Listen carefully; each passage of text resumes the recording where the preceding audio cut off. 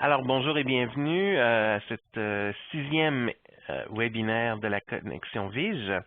Alors, on est très heureux de vous avoir pour cette dernière, à vrai dire, de cette phase-ci du projet. Alors, aujourd'hui, on va parler des outils d'évaluation en ligne.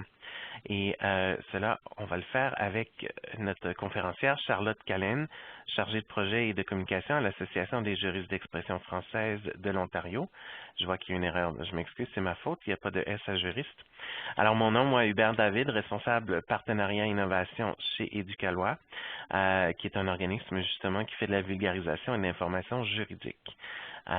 Et donc, tout ça dans le cadre avec nos partenaires de projet, Éducation juridique communautaire de l'Ontario, CLEO, qui est Courthouse Libraries de la Colombie-Britannique, Éducalois et PAVNet, justement, les partenaires de ce projet.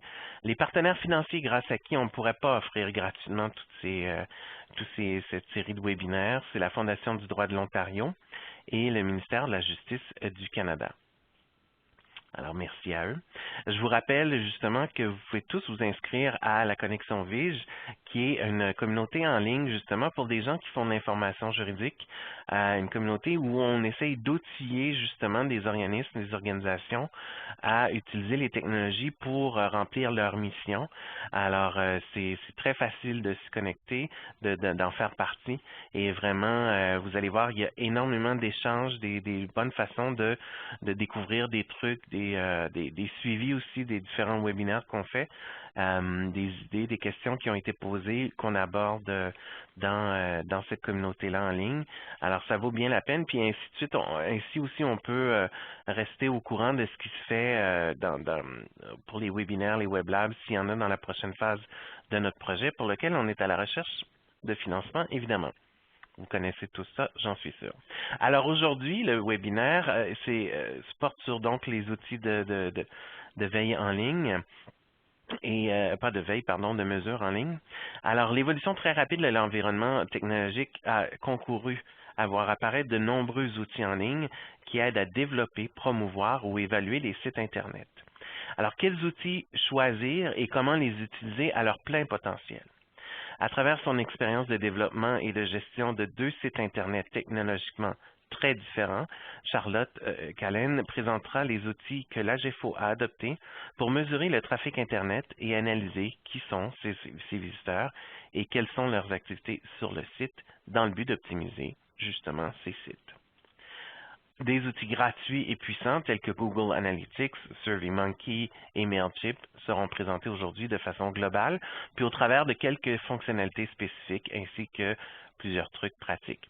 Alors, cette présentation s'adresse à des gestionnaires de sites Internet qui souhaitent obtenir simplement et rapidement des informations à la fois qualitatives et quantitatives, c'est important, les plus utiles sur leur clientèle et l'utilisation de leur site.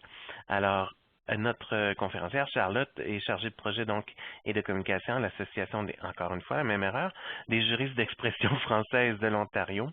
Elle travaille depuis 3 ans à la GFO en tant que chargée de projet et de communication. Elle a œuvré à développer deux sites Internet d'envergure, cliquezjustice.ca, qui apporte au public en général une information juridique simplifiée, qui date de février 2012, et jurisource.ca, qui représente une bibliothèque virtuelle destinée aux juristes et aux jurilinguistes, qui date de mars 2013, donc tout récemment. Elle est intervenue à tous les stades de leur développement, de la conception à l'évaluation de ces sites, en passant par la promotion auprès des publics concernés. Alors voilà Charlotte, et je te passe le contrôle pour que tu puisses nous faire ta présentation. Merci Hubert. Bonjour à tous. Effectivement, je vais vous parler aujourd'hui des outils d'évaluation de sites web au travers de notre expérience dans le cadre de Clic et Justice et de Jurisource, qui sont deux sites assez récents, qui sont très technologiquement très différents, qui s'adressent à des publics très différents aussi. Donc voilà, nous on est en processus d'apprentissage par rapport à l'évaluation des sites Internet. Et puis ben voilà, il va me faire plaisir aujourd'hui de vous partager un petit peu où on en est et quels sont les outils qu'on utilise. Je vais vous faire d'abord un petit aperçu général de la présentation d'aujourd'hui. Je voulais juste aussi vous mentionner que ce qu'on a décidé aussi avec Hubert, c'est qu'on allait vous laisser poser vos questions au milieu de la présentation. Je vais y répondre au fur et à mesure. Donc n'hésitez pas du tout à intervenir. Excellent Donc, point. Écoute, je vais juste faire la parenthèse. Tu as absolument raison. Je m'excuse, je voulais le mentionner. Vous allez voir dans le bas à droite de votre écran, vous allez voir la question Q&R, questions et réponses. Alors, je vous invite à utiliser cette partie-là de votre écran pour nous poser des questions et je les lirai à haute voix pour Charlotte. Excuse-moi, Charlotte. non, pas de problème. Donc d'abord, je vais vous présenter très rapidement le mandat de la GEFO et puis vous faire une présentation sommaire de ces deux projets, Cliquer Justice et Jurisource. Ensuite, je vais vous faire une petite mise en contexte par rapport au principe de l'évaluation et du choix de ces outils. Ensuite, je vais vous faire une présentation des outils qui ont été retenus par la GEFO. Qui sont-ils et pourquoi ce sont ceux-là que nous avons retenus? Et enfin, on sait tous que l'outil de référence aujourd'hui, c'est Google Analytics. On ne peut plus développer un site Internet sans l'utiliser. Donc, je ferai un zoom en particulier sur cet outil-là. Donc, tout d'abord, le mandat de la GEFO, c'est Justice en français en Ontario. Donc, nous, on travaille à l'accès à la justice en français en Ontario. On a plusieurs moyens d'action pour rejoindre nos objectifs et les deux principaux sont la vulgarisation juridique auprès du public en général et aussi la formation professionnelle continue des juristes. Donc, à travers justement la vulgarisation juridique, on a justement le projet Cliquer Justice. Je vais revenir dessus tout à l'heure, donc je vais le laisser ici pour le moment. On a aussi les journées du droit, qui sont une journée par an qu'on organise dans plusieurs écoles pour aller présenter aux élèves du secondaire les carrières en justice. Et puis on a des ateliers aussi, des ateliers juridiques pour les élèves. On a aussi les camps en justice. Les camps en justice, ça s'adresse aux élèves de l'élémentaire. Et une fois par an, on organise 4 camps à Ottawa. Et là, ce sont des écoles élémentaires qui viennent nous voir chacune pendant deux jours et demi. Et on a des ateliers sur la Charte canadienne des droits et libertés, sur la séparation des pouvoirs. On les emmène au Parlement. On a aussi une soirée franco. Donc voilà. Et puis, pour terminer, cette année, par exemple, on a aussi développé un guide qui s'adresse aux personnes âgées et dans le but de définir, de prévenir et d'agir sur les mauvais traitements à l'égard des personnes âgées. Donc on a des activités très très différentes les unes des autres qui s'adressent à des publics très différents. Le but étant que les gens découvrent le milieu de la justice et comprennent un petit peu mieux comment ça fonctionne et quels sont leurs droits. Au niveau de la formation professionnelle continue des juristes, on a Jurisource. Donc, même chose, je vais vous en parler juste après, donc je le laisse ici pour le moment. On a le congrès annuel, donc tous les ans, un congrès de la formation en français qui est offerte aux juristes de l'Ontario. On a le FLIP. Le FLIP qui est une formation spécifique qui est offerte aux avocats de l'aide juridique de l'Ontario, aux membres des personnels des tribunaux, procureurs de la couronne, aux policiers aussi. Ça, c'est quelque chose qu'on fait une fois par an. Et puis, cette année, on a aussi développé une formation en médiation familiale, 40 heures de formation qui a été entièrement en français, puis qui était destinée aux avocats et aux intervenants sociaux. Donc voilà, à travers ceci, ça vous donne une bonne idée de quelque part qui on est, pour qui on travaille et qu'est-ce qu'on fait pour justement nos publics cibles. Donc maintenant, je vais m'attacher un petit peu aux 2 sites internet d'envergure qu'on a lancés ces dernières années. Donc nous avons d'abord Cliquer Justice, cliquerjustice.ca, qui est un portail d'information juridique vulgarisée à destination du grand public, des jeunes, des adolescents et des enseignants. Il offre à tous ses publics de l'information sur les carrières en justice, sur le fonctionnement du système judiciaire et des questions de droit général. Donc la particularité technique par rapport à ce site internet, la structure était assez simple. Je ne veux pas dire simple dans le mot simplifié, mais dans le fait que ça restait une structure de site internet assez traditionnelle, on va dire. Nos défis étant plus qu'on avait beaucoup de contenu écrit et donc il fallait trouver une façon agréable, aérée de présenter beaucoup de textes et d'organiser l'information. Mais en dehors de ça, on a eu voilà, une structure relativement simple par rapport au contenu et à nos différentes cibles. Mais ça nous a demandé beaucoup de contenu juridique à développer. C'est un site qui est mis en ligne depuis le mois de février 2012, donc il a presque 1 an et demi d'existence. Et puis aujourd'hui, on a les dernières statistiques là, qui datent de la fin mars, notées 41 367 visites. Donc on a à peu près 2758 visiteurs par mois, ce qui est, on est très heureux. Donc voilà, ça vous donne une idée de Cliquer Justice. Je passe maintenant à Jurisource. Alors, Jurisource, c'est le portail des ressources juridiques et jurilinguistiques du Canada. C'est un projet qui s'adresse aux professionnels qui œuvrent dans le milieu de la justice, que ce soit des juristes, des parajuristes, des jurilinguistes, des étudiants en droit, des professeurs d'université. Il est constitué d'une bibliothèque virtuelle qui contient toutes sortes de ressources telles que des lois, des arrêts, des rapports, des modèles d'actes, etc. Aujourd'hui, on a à peu près 1400 ressources qui sont offertes sur notre site internet, en plus des lois et des arrêts, des répertoires, on va dire, un petit peu plus spécialisés. La particularité technique de ce site internet, c'est que là, pour le coup, ça a été une structure très complexe à monter parce que on a fait appel à des collaborateurs externes pour venir déposer leurs ressources. Ce sont des organisations telles que des associations de juristes, ça a été des universités, ça a été des ministères, toutes sortes de professionnels ou d'organisations travaillant dans ce milieu-là qui ont été invités à déposer les ressources qu'elles avaient développées sur le portail. Donc, on a eu un gros travail pour monter toute la plateforme d'accueil, le formulaire pour entrer les paramètres pour les ressources, les plateformes d'administration pour que les gens puissent ouvrir leur compte, gérer leur compte. C'est aussi un outil d'ailleurs qui génère des statistiques pour chaque organisme qui est collaborateur du projet.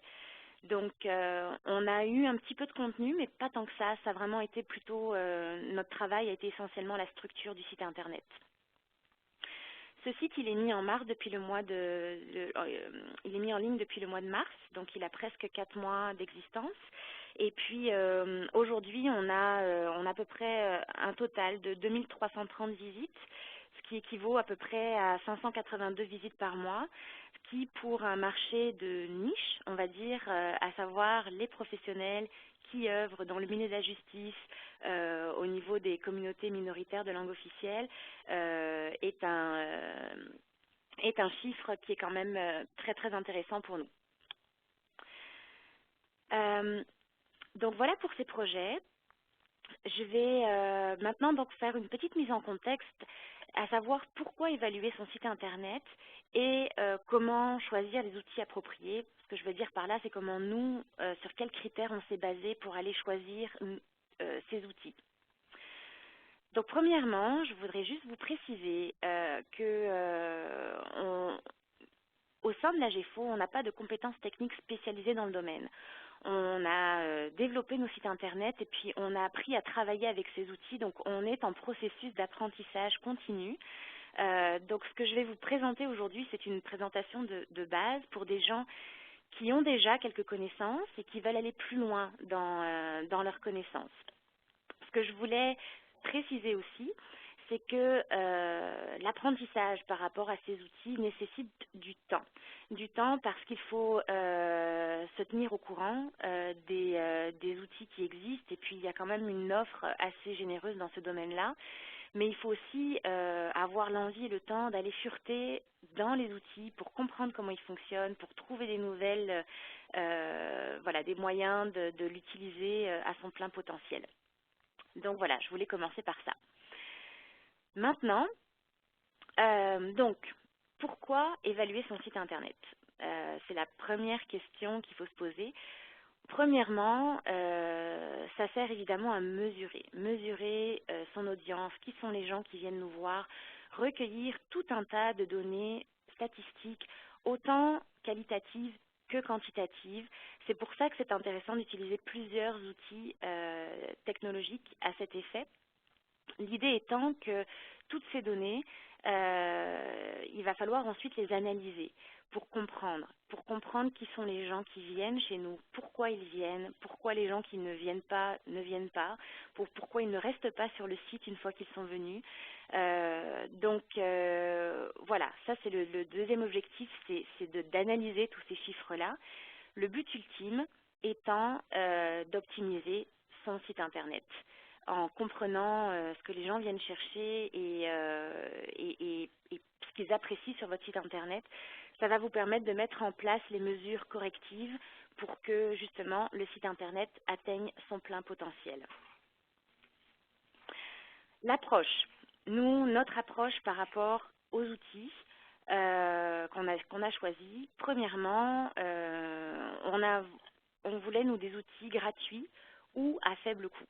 Aujourd'hui, il n'y a pas vraiment, enfin en tout cas moi par rapport aux recherches que j'ai faites, il n'y a pas vraiment besoin de rentrer dans des investissements énormes pour avoir des outils qui sont très très performants. Donc ça c'était un critère important pour nous. On voulait aussi des outils puissants, mais qui soient faciles d'utilisation. Encore une fois, on n'est pas des experts dans le domaine, on passe beaucoup de temps à développer nos projets, à faire la promotion de nos projets. On n'a pas une fonction spécialisée pour être complètement en tout cas passer trop de temps dans l'utilisation de ces outils-là. Donc il fallait qu'ils soient faciles d'utilisation. Et enfin, ça c'était le petit bonus, c'était de viser à ce que ces outils puissent être complémentaires aussi, se parler, voire même des fois se connecter les uns avec les autres. Donc voilà sur quoi nous on est partis dans notre réflexion. Les outils donc retenus par la GEFO, je vais vous les présenter maintenant. Je vais commencer, alors ce sont des outils quelquefois qui ressemblent plus à des outils de promotion, mais qui sont très intéressants pour recueillir quelques statistiques. Donc d'abord, il y a SurveyMonkey. SurveyMonkey, c'est un outil de sondage en ligne qui permet de créer, d'envoyer, d'analyser gratuitement des sondages, des questionnaires, des études de marché. C'est un outil qui fonctionne très bien, qui est très populaire aussi. Donc, je pense que vous avez tous déjà eu l'occasion de répondre à un sondage SurveyMonkey. Moi, par rapport à l'utilisation que j'en ai fait, les points forts que j'y ai trouvés, c'est que, premièrement, c'est un outil gratuit qui est à faible coût si on veut avoir des options en plus, comme par exemple augmenter le nombre de questions. Je trouve que les rapports pour présenter l'information et récupérer les données issues de SurveyMonkey sont très intéressants et il y a des possibilités de trier et de présenter les résultats qui sont aussi très intéressants. Et puis j'aime bien le fait aussi qu'il y ait certaines options comme par exemple de rendre le sondage confidentiel, ce qui est un critère qui est essentiel dans le cadre d'un sondage pour s'assurer que les gens vont se sentir suffisamment à l'aise pour dire ce qu'ils pensent vraiment. L'option aussi, par exemple, d'assurer une réponse unique en se basant sur le numéro de l'ordinateur qui est connecté et qui permet d'éviter que des gens répondent 4 fois au même sondage, ce qui aurait évidemment pour effet de biaiser les résultats. Au niveau du point faible, j'en trouve pas beaucoup. C'est plutôt en termes de design des questionnaires, de pouvoir véritablement personnaliser la présentation, d'avoir un choix de couleurs aussi. C'est un petit peu, ce sont des mises en page un peu vieillottes, je trouve, sur SurveyMonkey. Donc voilà, c'est le seul point faible que j'ai trouvé et qui n'est pas non plus très important en soi. Donc, pour ceux qui n'auraient jamais utilisé SurveyMonkey, je vous ai juste mis une petite capture d'écran pour vous montrer un petit peu comment ça fonctionne. Moi, j'aime beaucoup les programmes qui n'ont pas beaucoup de boutons et puis qui sont comment dire, intuitifs en termes d'utilisation. Et pour le coup, ça l'est vraiment. On ajoute ces questions, on définit un petit peu le mode de réponse. On crée un sondage vraiment en quelques minutes. Au niveau de l'utilisation de cet outil avec SurveyMonkey, donc nous, ce qu'on a fait, c'est que ça faisait déjà 1 an que le site internet Clic et Justice était en ligne et dans le cadre de notre processus d'évaluation avec notre prestataire en évaluation, on a créé un sondage spécifique pour chacune de nos cibles, les ados, les enseignants et le grand public. Ce qu'on a fait, alors les questions qui étaient le but en fait par rapport à ce sondage, c'était de recueillir de l'information qualitative sur qu'est-ce que vous cherchez quand vous allez sur notre site internet. Est-ce que vous avez trouvé la réponse? Est-ce que vous trouvez qu'elle est bien présentée? Donc on voulait avoir des données différentes de celles qu'on peut trouver dans Google Analytics. Ce qu'on a fait ensuite, c'est qu'on a créé un icône sondage qui était visible sur notre site internet en tout temps et on y a ajouté un pop-up qui s'est ouvert au bout de 45 secondes avec l'option de répondre tout de suite au sondage ou alors d'y revenir un petit peu plus tard. Par rapport à ça, on a eu un bon retour des adolescents et du grand public. Ce n'était pas, comment dire, on a eu à peu près 47 personnes du grand public qui ont répondu et puis 36 adolescents. Donc, ce n'est pas un chiffre véritablement de grande valeur, mais on n'avait pas beaucoup non plus créé d'incitatif au sondage. Donc, on était plutôt satisfait de ces résultats-là, même si on s'est dit que il est vraiment nécessaire, quand on met un sondage en ligne, d'avoir un principe d'incitatif. Pour ça, je pense qu'il faut être assez créatif si on veut sortir du fait d'offrir un cadeau pour que les gens répondent à notre sondage. Et voilà, là-dessus, on n'a pas encore trouvé la formule gagnante, mais on était quand même surprise qu'il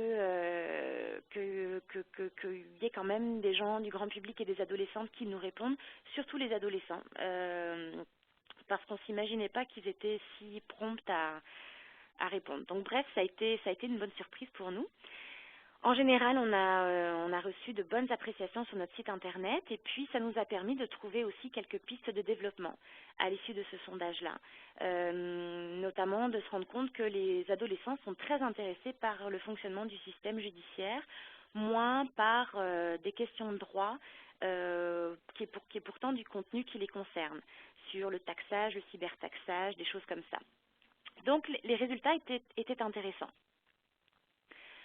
Le deuxième outil qu'on utilise, c'est Mailchimp. Je ne sais pas si vous le connaissez. C'est un outil marketing qui permet de gérer des listes de diffusion. Donc vous téléchargez un fichier Excel avec les adresses de vos contacts qui permet de concevoir des bulletins promotionnels professionnels, de les programmer dans le temps et de les envoyer et aussi de suivre les résultats des campagnes d'envoi. Donc ça, c'est un outil qui permet de faire vraiment rapidement un bulletin qui a un aspect très professionnel et de pouvoir suivre ensuite ce qui se passe. Donc, moi, les points forts par rapport à ça, je trouve qu'il y a une grande facilité d'utilisation, tant pour la création des messages que pour la gestion des listes, que pour le suivi par la suite. Il y a beaucoup de design, de gabarits de design qui sont proposés et qui peuvent s'adapter à n'importe quel type de message, que ce soit des messages texte ou des messages avec 50 images. Il y a aussi toute la possibilité d'avoir les statistiques d'envoi, mais aussi d'ouverture, qui a ouvert le message, et ensuite, une fois que le message a été ouvert, qui a cliqué sur ce message. Une des options intéressantes aussi, c'est de pouvoir le jumeler avec Google Analytics. Ce qui fait qu'après, en vous connectant à votre compte Google Analytics, vous pouvez aller vraiment vérifier les statistiques un petit peu plus poussées qui sont reliées à votre campagne d'envoi. Donc ça, c'est une option qui est extrêmement intéressante. Et puis voilà, j'ajoutais aussi que les formats, quand vous créez votre message promotionnel, il est automatiquement adapté au format d'ordinateur, aux tablettes et au téléphone intelligent. Les points faibles, moi que j'y ai trouvé, c'est que c'est très difficile, ou alors c'est que je n'ai pas trouvé la façon de le faire, mais d'exporter les bulletins créés sous un format tel que PDF qui nous permettent après de l'utiliser, de l'imprimer en fait, de façon vraiment, on va dire, simple et pour des bulletins, pour des rapports par exemple. Aussi, ça c'est plus lié aux gens qui vont recevoir le message. Dans les boîtes courriel, notamment avec Outlook, le téléchargement des images n'est pas automatique. Donc, si votre lectorat n'est pas très à l'aise avec Outlook, il ne va pas forcément comprendre que quand il reçoit son message avec des petits carrés partout, il faut cliquer sur un bouton pour télécharger les images. Donc, c'est une bonne façon de créer les messages, mais il faut faire un petit peu attention à l'utilisation des images pour ne pas noyer le texte, parce que certaines personnes vont complètement passer à côté du design en fait de votre message promotionnel. Et puis ensuite, voilà, j'ai pas eu de réponse encore claire à travers Mailchimp pour savoir comment il gérait l'effet spam, c'est-à-dire enfin, est-ce que les messages qu'on envoie arrivent bien dans la boîte de réception des gens et pas dans les courriers indésirables. Donc ça, c'est une question que j'ai plutôt c'est une question plus qu'une affirmation. Je vous ai mis aussi là une petite image de Mailchimp pour les gens qui n'ont jamais encore utilisé Mailchimp, pour que vous puissiez voir un petit peu, voilà, ça c'est le tableau de bord général qui est assez simple, assez aéré. Vous voyez qu'en haut, vous pouvez aller gérer vos campagnes, vos listes de diffusion, vous pouvez aller voir les rapports justement de statistiques et accéder facilement au template. Donc voilà, je vous donne une petite idée visuelle de ce que c'est. Pour vous parler maintenant de...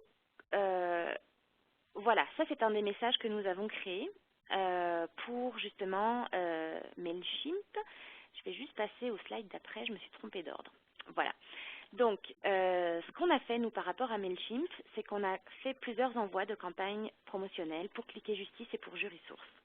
On s'est vraiment attaché à créer des messages courts avec des liens, de multiples liens vers notre site Internet, parce que c'était ça le but, c'était de créer du trafic vers notre site Internet. On a aussi connecté certaines campagnes avec Google Analytics qui nous ont donné des ajouts de statistiques intéressantes par rapport à nos envois. Notre retour d'expérience par rapport à ça, c'est que la formule gagnante, véritablement, c'est d'avoir des textes courts et beaucoup de liens vers le site Internet, mais aussi d'orienter les messages vers les nouveaux contenus en ligne ou les nouveautés par rapport à ce que vous proposez. C'est sur ces campagnes-là qu'on a eu un taux de retour plus élevé, plutôt que de vouloir véritablement faire une promotion de ce qu'on fait et ce qu'on offre en règle générale. Donc ça veut dire aussi, je pense, d'être assez concret dans les messages promotionnels. Donc, je vais revenir sur ma diapositive d'avant, qui était mal placée, pour vous montrer de façon très simple celui qu'on a envoyé aux enseignants dans le courant de l'hiver.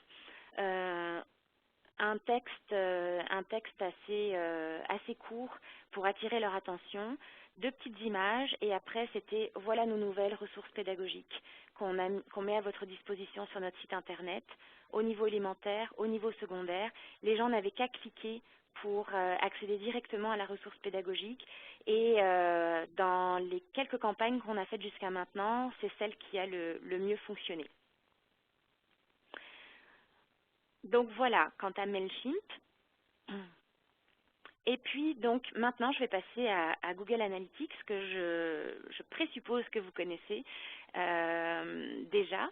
C'est donc un outil statistique qui permet d'évaluer le nombre de visiteurs de son site Internet, mais aussi de savoir qui sont ces visiteurs, comment ils y accèdent, quel type de contenu les intéresse. C'est donc un outil qui s'avère être vraiment ultra puissant. J'ajouterais quand on sait l'utiliser, finalement. Les points forts que moi j'y ai trouvés, c'est que c'est effectivement très puissant, ça offre beaucoup d'options de tri et d'affinage, donc ça c'est intéressant. Toutes ces données, on peut les exporter sous PDF, mais aussi sous format Excel, ce qui est intéressant pour pouvoir ensuite les traiter, les comparer, les analyser. Donc c'est une option que moi j'utilise beaucoup. Il y a aussi la possibilité d'arrimer Google Analytics avec d'autres outils tels que Mailchimp, mais aussi les médias sociaux. Ça, c'est une autre option que je trouve très intéressante. C'est le fait de savoir, dans Google Analytics, est-ce que les gens sont venus directement sur notre site? Est-ce qu'ils sont venus à travers des sites externes? Si oui, quels sont ces sites externes? Ou alors, est-ce qu'ils sont venus par le biais des réseaux sociaux, tels que Facebook ou Twitter? Et donc voilà, ça ce sont des données qui, avec l'évolution technologique d'aujourd'hui, sont très intéressantes. Les points faibles, qui ne sont pas des points faibles, mais qui n'appartiennent pas, on va dire, à Google Analytics, mais plus à ceux qui les utilisent, donc les gestionnaires de projets, c'est qu'il faut absolument savoir faire parler les chiffres. On a un tableau de bord sur Google Analytics qui est extrêmement bien fait, mais qui donne des données très de base. Le principe de Google Analytics, c'est de comprendre quelles sont les différentes options d'affinage et de les utiliser. Il faut faire des corrélations et il faut apprendre à faire parler les chiffres. Donc ça, c'est quelque chose qui demande de maîtriser l'outil et qui demande donc, comme je le mentionnais tout à l'heure, de passer du temps dessus. Encore une fois, donc une petite présentation donc, de Google Analytics. Je me disais au cas où quelques personnes n'auraient pas encore eu l'occasion de l'utiliser.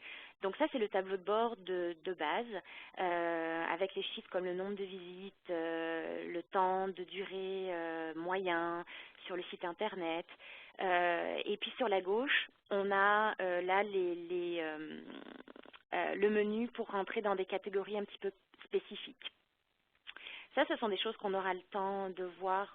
J'espère que je ne vous donne pas l'impression d'être un petit peu trop en surface pour le moment, mais je sais qu'on a aussi notre présentation de jeudi où là, vraiment, on va rentrer dans les outils, puis je pense que ça sera un peu plus, voilà, un petit peu plus facile à ce moment-là d'expliquer la suite.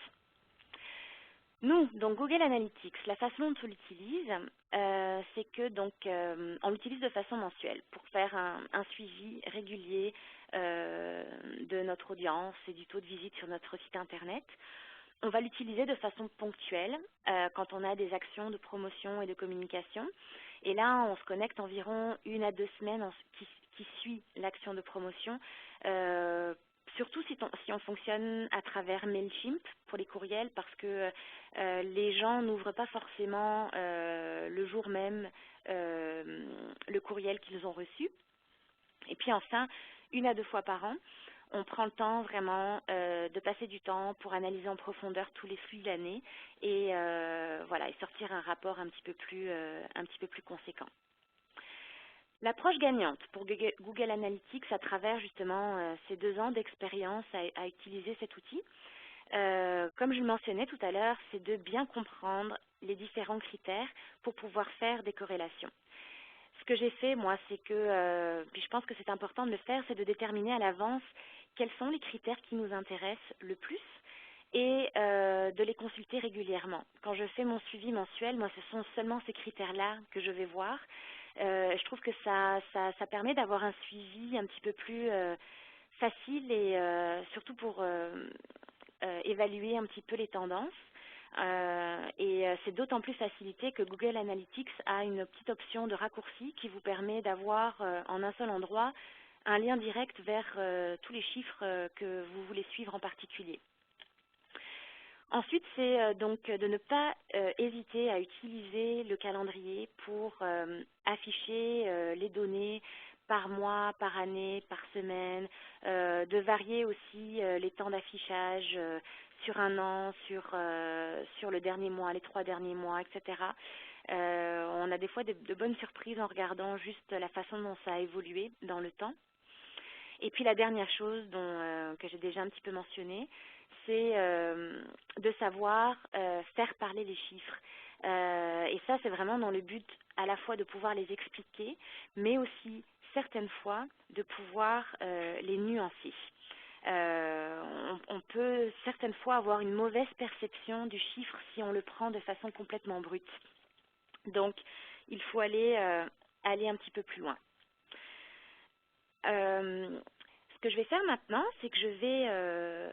Tu me permets, oui. Charlotte, peut-être ajouter là-dessus, je sais pas si je devance, tu me diras, Vas-y, vas-y. mais je suis tellement d'accord avec toi. Il y a, par exemple, le taux de rebond.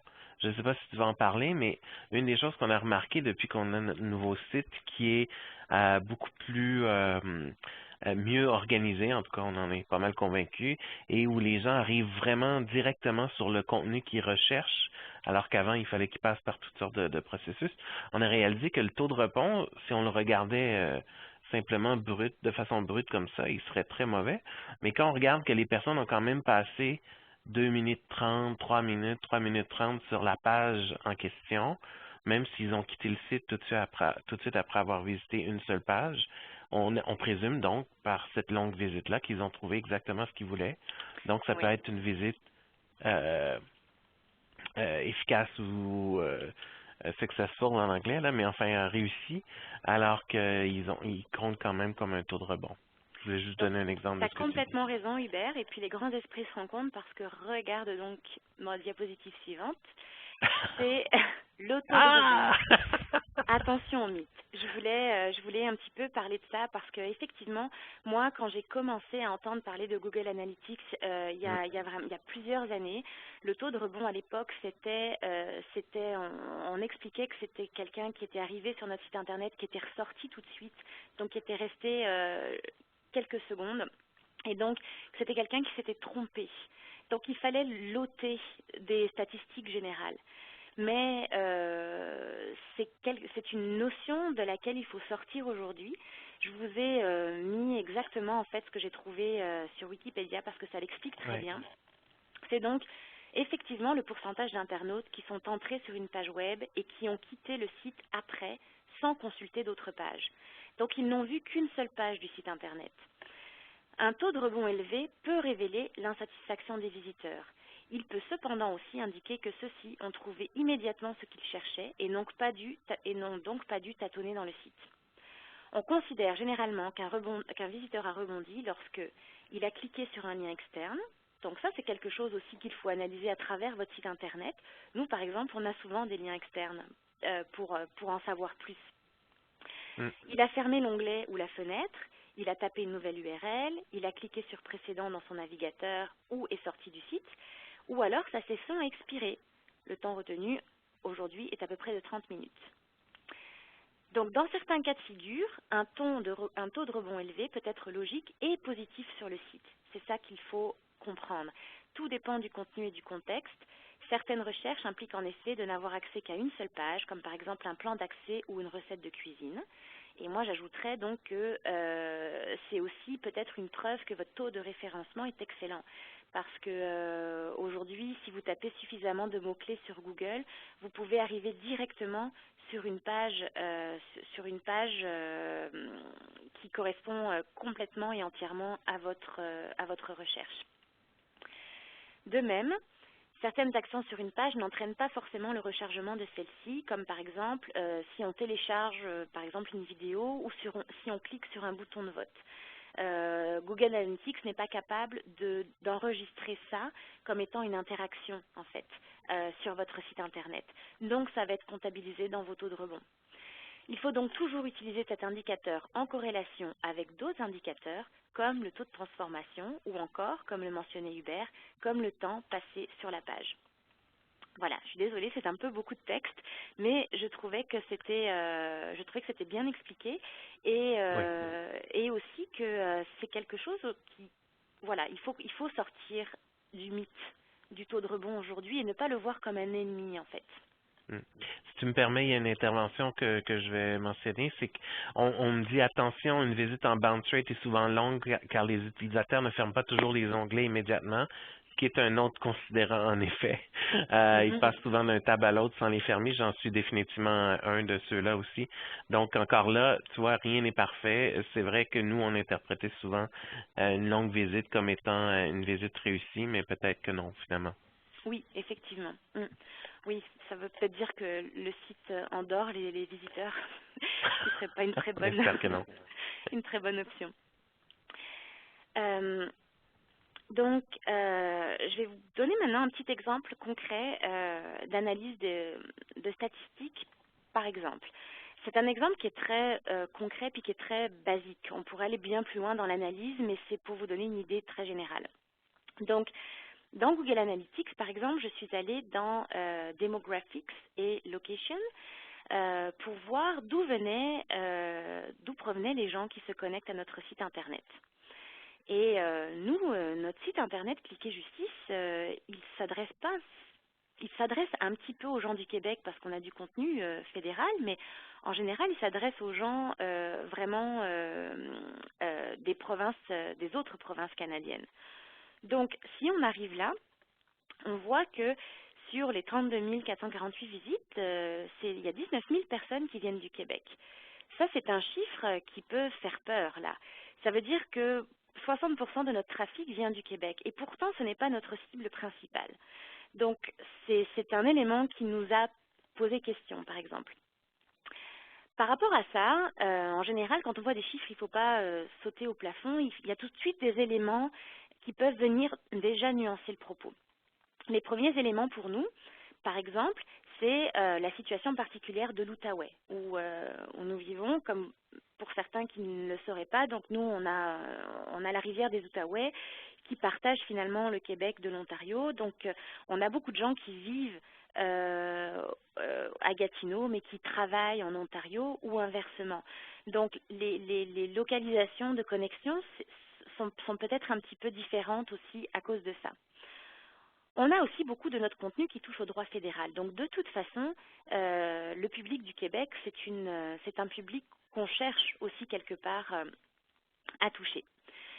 Si on veut aller un petit peu plus loin pour nuancer, on peut regarder d'autres critères par rapport à cette page, donc des éléments d'analyse, comme par exemple de comparer des critères du Québec avec ceux d'autres provinces. Je vais comparer juste par rapport à l'Ontario pour que ce soit plus simple aujourd'hui. Donc, par exemple, si on regarde le taux de rebond, on a un taux de rebond très élevé pour les gens du Québec. Et alors que pour l'Ontario, on a un taux de rebond de 47%. Donc, ça nuance aussi beaucoup par rapport à un résultat qui peut sembler moins élevé pour l'Ontario que pour le Québec, de se dire oui, mais les gens, quelque part, restent aussi sur notre site Internet. Surtout si on regarde les autres chiffres, tels que la durée de visite sur notre site Internet. Les gens du Québec sont plus nombreux, oui, mais il reste 1 minute 38 sur notre site en moyenne. Les gens de l'Ontario restent 4 minutes et 3 secondes, ce qui est un chiffre beaucoup plus important. Puis ensuite, on a le nombre de pages par visite. 2,2 pages pour le Québec et puis 4,8 pages pour l'Ontario. Donc, en partant d'un premier constat qui était voilà, que 60% de notre trafic vient du Québec, finalement, on est capable après, en allant chercher d'autres critères, de nuancer ce propos et puis d'arriver aussi à des choses un petit peu plus qualitatives. Pour aller plus loin, donc en cliquant, donc une fois qu'on était sur Location, en cliquant sur une autre option qu'on verra jeudi, qui est donc l'option Secondary Dimension, je suis allée filtrer ces résultats-là par les pages qui ont été vues. Ce que je vois par rapport à ça, c'est que par exemple, les gens du Québec viennent essentiellement voir le contenu de pension alimentaire pour les enfants et de garde et droits de visite pour les adolescents. C'est pas le contenu idéal qu'on voudrait qu'ils viennent voir sur notre site parce que ce contenu-là, il existe chez Éducalois.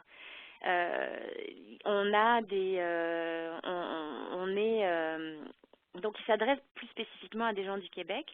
Il est certain que les principes généraux sont assez similaires. Notamment, on utilise aussi des tables directrices pour calculer les pensions qu'on utilise aussi au Québec, mais on a beaucoup d'informations qui sont spécifiques à tout ce qui a trait à la common law et pas au droit civil. Donc, c'est pas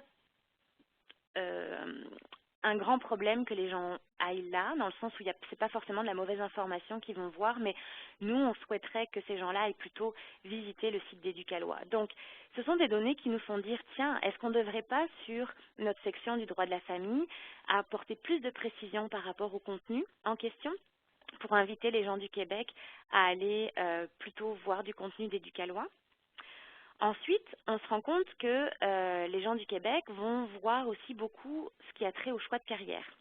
Agent de probation, agent de libération conditionnelle, criminologue. Pour nous, c'est excellent que les gens du Québec viennent ici. Les carrières en justice sont pour tout le Canada. Donc, c'est parfait par rapport à notre contenu. On se rend compte que la cible est appropriée par rapport au contenu qu'on délivre. Maintenant, les gens du Québec viennent aussi voir la section visite à la cour, les poursuites judiciaires et les étapes d'une poursuite civile. Et là, c'est absolument pas une section qui est destinée pour les gens du Québec. Donc, ce qui veut dire qu'il y a peut-être des gens qui partent avec des erreurs en tête. Ça, typiquement, il va falloir qu'on ait une action par rapport à cette section-là. Donc voilà, ce que j'ai voulu un petit peu vous montrer à travers cet exemple concret d'analyse, c'est de voir, d'essayer de vous montrer un petit peu comment aller plus loin sur des données brutes finalement, et puis voilà, d'essayer de vous familiariser avec le fait qu'il faut apprendre à faire parler les chiffres. Je crois que ce sera le mot-clé. J'aimerais maintenant vous montrer, donc ici ce sont nous, les chiffres clés qu'on utilise fréquemment pour la GFO. Donc, ce que vous pouvez voir sur la colonne de gauche, quand nous sommes sur Google Analytics, ce sont, moi, les liens que j'ai mis directement dans mes raccourcis sur Google Analytics. Et puis, je vous ai mis sur la droite la description de ces liens-là. Ce sont des choses qu'on pourrait peut-être vous envoyer aussi par courriel, mais qu'on reverra aussi surtout jeudi. Voilà, pour vous donner une idée, nous, des critères qui nous semblent importants, puis peut-être aussi qu'on puisse partager par rapport aux critères que vous utilisez de votre côté. Je voudrais juste attirer votre attention sur le deuxième, Audience Demographics Location, donc qui décrit en fait la provenance du public. Ça, c'est un petit truc que j'ai trouvé assez récemment. Les données apparaissent soit par ville ou soit par pays, normalement. Donc, on peut savoir qui s'est connecté du Canada, des États-Unis ou d'Europe, ou alors qui s'est connecté de Sudbury, d'Ottawa ou de Gatineau. Mais ce que j'ai découvert récemment, c'est qu'en cliquant sur vraiment le mot Canada, là, le décompte apparaissait par province. Et pour nous, c'est une donnée clé. Je pense aussi que c'est une donnée pour beaucoup de sites au niveau du Canada, de savoir d'abord par province qui sont les visiteurs du site. Donc ça, c'est ce que je voulais vous montrer aujourd'hui. Moi, j'arrive à la fin de ma présentation, puis je voulais vous proposer une petite. C'est un site que j'ai trouvé qui est intéressant et voire amusant. C'est le site de la Banque de développement du Canada qui a mis en ligne un outil d'évaluation graphique gratuit de votre site Internet. Donc, vous rentrez simplement l'adresse URL de votre site Internet et puis, bon, l'outil prend environ 30 secondes, 45 secondes et il va vous donner un rapport qui peut aller jusqu'à une vingtaine de pages. Il ne va pas étudier votre site en profondeur, mais par contre, il va étudier les 10 premières pages de votre site Internet. Ce qui est très intéressant par rapport à ça, c'est qu'il vous donne des critères, les critères sur lesquels il s'est basé pour regarder si votre contenu n'a pas de contenu offensant, s'il n'y a pas trop de liens brisés, si il y a suffisamment de mots-clés rattachés à votre page, ce qui va vouloir dire que vous allez être bien référencé après sur les moteurs de recherche. Voilà, des petites choses qui sont Alice, il n'y a plus intéressantes. personne qui t'écoute, hein? Tout le monde est en train de vérifier la qualité de son speak. Mince alors. Continue. Mais je pense que j'ai vu qu'il y avait beaucoup de dames qui étaient connectées, puis les femmes en général savent faire plusieurs choses en même temps. Donc je suis Oui, certaine oui. qu'elles sont en train de m'écouter tout en naviguant. Ok. Mais voilà, c'est gratuit. Et ce que je trouve intéressant, comme je disais, c'est de voir les critères d'analyse, parce que à la fois pour évaluer son site web, mais surtout si demain vous êtes en position de créer un nouveau site web, de pouvoir intégrer ces paramètres-là dans votre cahier des charges pour vous assurer que c'est un site qui va être bien construit. Donc, pour moi, Merci. écoutez, j'ai terminé. Voilà, pour Mais- récapituler un petit peu, ce que je voulais vous montrer aujourd'hui, c'était vraiment plusieurs outils qui concourent à vous donner de l'information qualitative et quantitative sur votre clientèle et qui en plus ont l'avantage de pouvoir certaines fois communiquer ensemble. Notre outil de sondage, nous on l'a mis sur notre site internet. Donc c'est notre site internet qui nous a permis de recueillir de l'information qualitative. Google et Analytics et Mailchimp fonctionnent ensemble aussi. Donc on peut recueillir énormément de données par rapport à tout ça. Oui, ça se Donc parle voilà. tous. Pardon? Tous ces outils-là se parlent entre eux. Oui. La plupart du temps et c'est vraiment très efficace. Ben merci beaucoup, Charlotte. Écoute, je reprends la balle le temps de demander aux gens s'ils ont des questions. N'hésitez pas à utiliser la section questions et réponses qui se trouve en bas. Alors merci Charlotte. Alors si, comme je l'indique ici, Q&A en français, Q&A en anglais, qui se trouve en bas à droite. Et comme je disais, je vais les lire pour elle si jamais il y a des questions. Sinon, écoute, je vais passer, vu que l'autre avait été un peu long, celui-ci, on va le faire un peu plus court, tout va se balancer. Alors, merci beaucoup, merci Charlotte, vraiment, et l'apport de l'Association de juristes d'éducation française de l'Ontario, voyons, qu'est-ce que je dis là? Et juriste Euh, avec un S. oui. Alors, je vous rappelle de vous connecter à la connexion Vige, donc de vous inscrire. C'est vraiment très intéressant tout ce qui c'est, les échanges qui s'y font. Et en plus, ça vous permet de rester au courant de tout ce qui se passe. Je vous invite donc définitivement à vous inscrire pour notre Web Lab qui est jeudi pour justement poursuivre la conversation, aller plus en détail dans les outils eux-mêmes. Et pour ce faire, vous pouvez aller visiter le https://clbc.webex.com et ça va ressembler un peu à ce que vous voyez à l'écran actuellement. Je vous rappelle que nos partenaires financiers sont la Fondation du droit de l'Ontario et le ministère de la Justice du Canada. C'est grâce à eux qu'on peut vous présenter ces conférences-là gratuitement. Et aussi que nos membres, les partenaires du projet, sont 4 organismes d'éducation et d'information juridique à travers le Canada. Donc, Éducation juridique communautaire de l'Ontario, Courthouse Libraries of BC, Éducalois et PovNet. Et voilà, merci beaucoup à tous. Et écoutez, je vous invite vraiment à être des nôtres ce jeudi qui vient. Merci beaucoup, Charlotte. Merci beaucoup à vous. Merci de votre attention aussi. Au revoir.